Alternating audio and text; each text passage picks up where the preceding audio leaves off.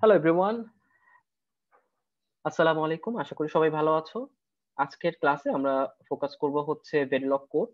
আমরা এর আগের ক্লাসগুলোতে হচ্ছে সিকুয়েন্সিয়াল সার্কিট, ল্যাচ এবং ফ্লিপ ফ্লপ এই দুইটার হচ্ছে ডিফারেন্স কি সেটা দেখছি। আজকে আমরা হচ্ছে ল্যাচের কিভাবে ভেরিলগ কোড লিখতে হয়, ডি ল্যাচের এই ভেরিলগ কোডটা আমরা হচ্ছে অবজার্ভ করব।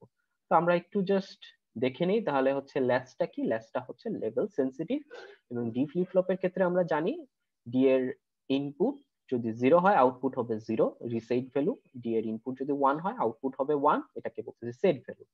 আর আরেকটা প্যারামিটার সেটা হচ্ছে এনেবল পয়েন্ট বা হচ্ছে ক্লক পালসের মতো। এটা হচ্ছে যখনই 0 থাকবে আগের স্টেটটা হোল্ড করে রাখবে এবং যখন 1 থাকবে তখন হচ্ছে কি তার ইনপুট অনুসারে তার আউটপুটটা চেঞ্জ হবে। ঠিক আছে, তো এটা ছিল তার টাইমিং ডায়াগ্রাম। এই টাইমিং ডায়াগ্রাম থেকে যেটা আমরা অ্যানালাইসিস করে দেখছিলাম এর আগের ক্লাসে, এটা হচ্ছে কি লেভেল সেনসিটিভ। লেভেল সেনসিটিভ বলতে কি বোঝাচ্ছি সেটা হচ্ছে যখন ইনপুটটা চেঞ্জ হবে, আমরা দেখতে পাচ্ছি যখন হচ্ছে কি তার ইনপুটটা, আমার ক্লক পালসটা যখন হাই, ইনপুটটা যদি চেঞ্জ হয় সে অনুযায়ী কি হবে আউটপুটটা চেঞ্জ হবে। ক্লক পালস যখন হচ্ছে 0 থাকতেছে তখন হচ্ছে কি আগের স্টেটটা হোল্ড করে রাখতেছে, অর্থাৎ নো চেঞ্জ। ঠিক আছে, তাহলে এটাকে আমরা বলতেছি ল্যাচ। ঠিক আছে, তো এটার ভেরিলগ কোডটা কিভাবে লিখতে হয় আমরা সেটা দেখবো। ঠিক আছে,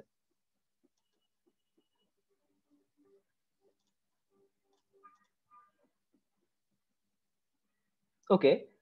সো আমাদের প্রথমে যেটা করতে হবে সেটা হচ্ছে কোয়ার্টার সফটওয়্যারটা ওপেন করতে হবে, যেহেতু আমরা হচ্ছে কোয়ার্টার সফটওয়্যারের মাধ্যমে ভেরিলগ কোডটা লিখবো। তো এটা ওপেন করার পর প্রথমেই আমাকে যেটা করতে হবে সেটা হচ্ছে আমি কোথায় সেভ করব সেই ওয়ার্কিং ডিরেক্টরিটা বের করতে হবে। ওয়ার্কিং ডিরেক্টরিটা আমি বের করলাম, আমি এখানে সেভ করতে চাচ্ছি। এন্ড দেন আমরা যেটা করব সেটা হচ্ছে তার নাম লিখবো। তো আমরা কাজ করতে চাচ্ছি কি ডি ল্যাচ, তাহলে আমরা নাম দিলাম ডি ল্যাচ।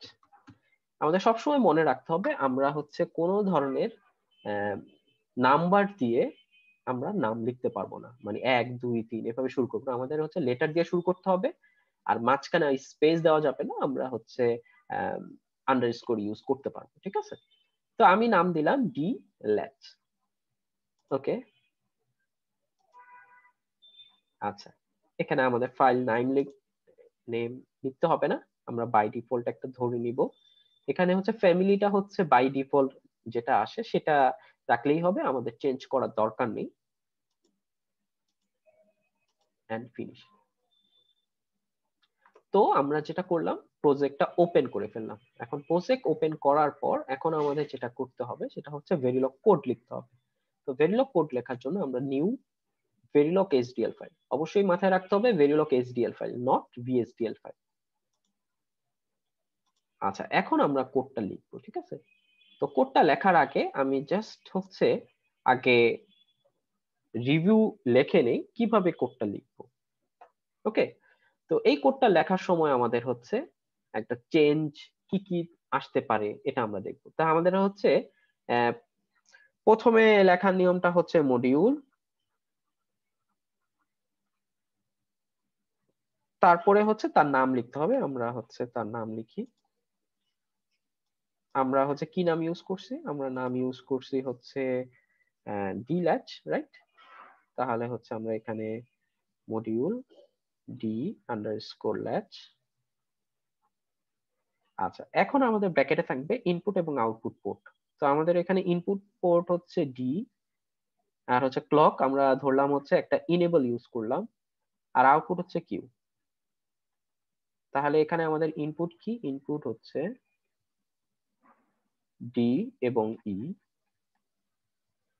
আর আউটপুট কি, আউটপুট হচ্ছে কিউ।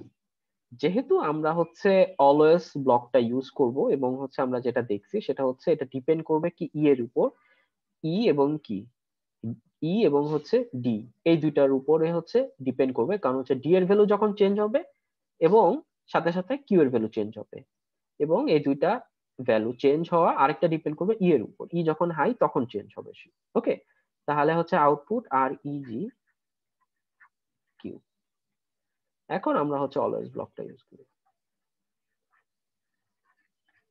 আচ্ছা, অলওয়েজ ব্লকে আমাদের যেহেতু থাকতে হবে ডি অর ই, তাহলে আমরা লিখতে পারি কি ডি, আমরা লিখতে পারি ডি অর ই।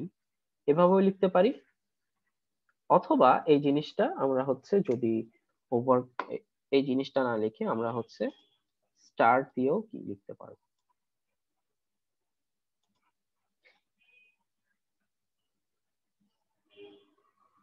ওকে, আচ্ছা, এখন ভিতরে কি থাকবে? ভিতরে থাকবে হচ্ছে আমাদের অবশ্যই কি এটা ই এর উপর ডিপেন্ড করবে, এই কারণে হচ্ছে ইফ ই, আমরা যদি এটা লিখি ইফ ই, এর মিন্স হচ্ছে ইফ ই, ই যদি সত্য হয়, সত্য মিন্স হচ্ছে ট্রু যদি হয়, তাহলে ট্রু হচ্ছে যদি ই এর ভ্যালু 1 হয়, তখন আমাদের হচ্ছে আউটপুটটা কি রকম হবে। ওকে, তখন আমাদের আউটপুটটা ডি এন্ড মডিউল। যদি ই 0 হয়, অর্থাৎ এখানে যেহেতু আমি কোনো প্যারামিটার ইউজ করিনি, তার আউটপুটটা কি থাকবে, কোনো চেঞ্জ হবে না, আউটপুটটা আগের মতোই থাকবে। আচ্ছা, এখন কথা হচ্ছে এই স্টেটমেন্টটা কেন ইউজ করতেছি। যেহেতু আমাদের পার্থক্য আছে ব্লকিং স্টেটমেন্ট এবং কি নন ব্লকিং স্টেটমেন্ট, এই দুইটা পার্থক্য আমরা যেটা বলছিলাম সেটা হচ্ছে কম্বিনেশনাল সার্কিটের জন্য আমরা হচ্ছে এই স্টেটমেন্টটা ইউজ করব, ব্লকিং স্টেটমেন্ট। আর সিকুয়েন্সিয়াল সার্কিটের জন্য আমরা যেটা ইউজ করব সেটা হচ্ছে এই স্টেটমেন্টটা ইউজ করব। ঠিক আছে, এই স্টেটমেন্ট ইউজ করব যেটার মানেটা হচ্ছে ট্রান্সফার, অর্থাৎ ডি এর ভ্যালু আমরা কিউ তে ট্রান্সফার করতেছি। ঠিক আছে, অর্থাৎ শিফট হচ্ছে। ঠিক আছে, ডি এর ভ্যালু কিউ তে যাচ্ছে। তো এটা আমরা এখন হচ্ছে লিখে ফেলি, আমরা যদি এখানে লিখে ফেলি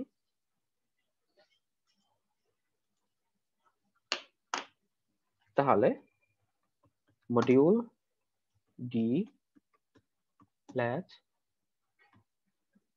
ব্র্যাকেটে থাকতেছে হচ্ছে ইনপুট হচ্ছে কি ডি ই আর আউটপুট হচ্ছে কিউ। তাহলে আমরা লিখবো ইনপুট, তার ইনপুট পোর্ট কি ডি এবং ই, এবং তার আউটপুট হচ্ছে কিউ। ওকে, আচ্ছা, এখন আমরা ইউজ করব অলওয়েজ ব্লক। অলওয়েজ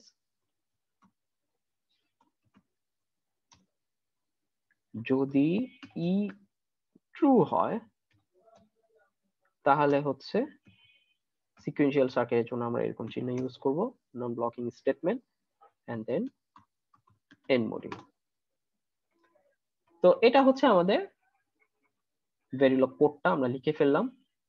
এখন আমরা দেখব আমাদের আউটপুটটা কিরকম। আমরা এই কারণে হচ্ছে আগে সেভ করে নিই, save as, save as a আমরা ডি ল্যাচ সেভ করে দিলাম। তাহলে প্রথমে আমাকে যেটা করতে হবে, কম্পাইল করতে হবে, স্টার্ট কম্পাইলেশন।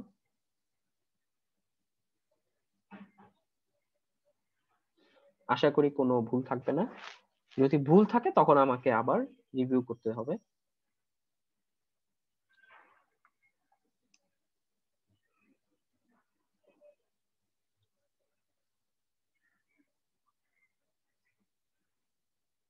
ওকে, সো আমরা দেখতে পাচ্ছি আমাদের হচ্ছে কোনো ধরনের ইরর নেই, বাট হচ্ছে কয়েকটা ওয়ার্নিং আছে, আমরা এটাকে ওভারলুক করলাম।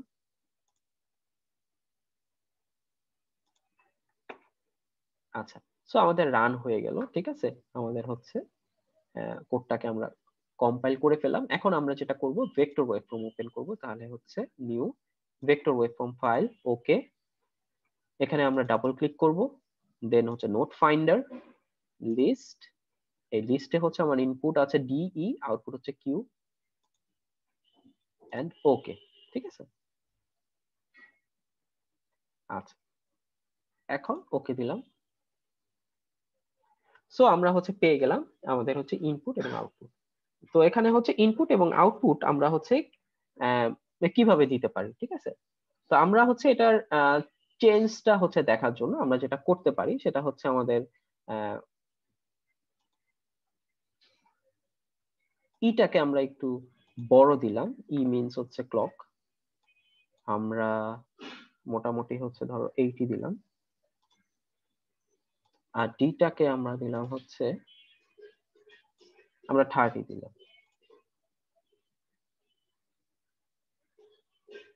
ওকে, আচ্ছা, তো ডি এবং ই আমরা হচ্ছে দিলাম। এখন আমরা একটু সেভ করি। আচ্ছা, ডি এবং ই হচ্ছে ডিফারেন্স দেয়ার মানেটা বলতেছি, সেটা হচ্ছে আমরা ইচ্ছা করলে হচ্ছে 20 10 এভাবে হচ্ছে দিতে পারতাম, আমরা যেটা হচ্ছে করার ট্রাই করছি, আমরা আসলেই হচ্ছে লেভেল সেন্সিটিভ হিসেবে কাজ করতেছে কিনা, এই কারণে হচ্ছে আমরা এমন ভাবে দেওয়ার ট্রাই করতেছি যাতে একটা আরেকটা দ্বারা বিভাজ্য না হয়, ঠিক আছে। তো এই কারণে 80 এবং 30 দিছি, ঠিক আছে। 90 দিলে হয়তো হচ্ছে আমরা কয়েকটা স্টেটটা ভালো করে বুঝতে পারতাম না, ঠিক আছে। এখন হয়তো আমরা হচ্ছে পারফেক্টলি বুঝা ট্রাই করবো, ঠিক আছে। সো এটা আমরা দিয়ে দিলাম, এখন আমাদের সেভ করতে হবে ডি ল্যাচ। ওকে, ডি ল্যাচটা আমরা হচ্ছে দিয়ে দিলাম। এখন আমরা যেটা করব, আমরা এটাকে রান করাবো।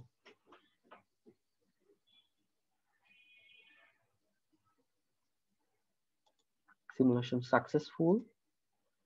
আচ্ছা, আমরা সিমুলেশন টুলে যাব, আমরা হচ্ছে টাইমিংটাকে চেঞ্জ করে ফাংশনাল করব।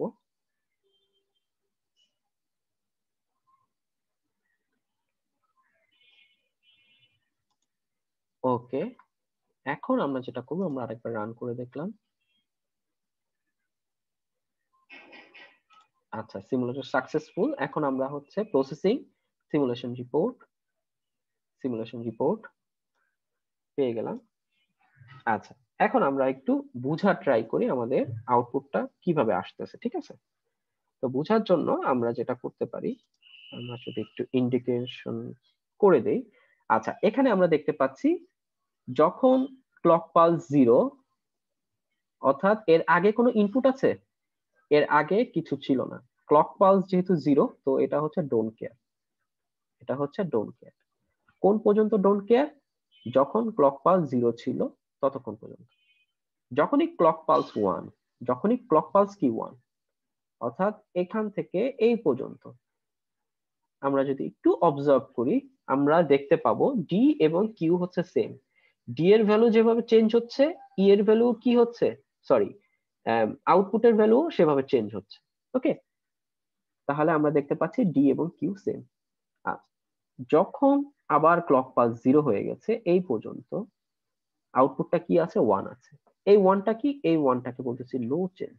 কারণ কি, আগের স্টেটে কি ছিল, 1, এর আগে 1 ছিল, সো এই ওয়ানটাকেই হোল্ড করে রাখবে, ঠিক আছে। আমরা যদি আরেকটু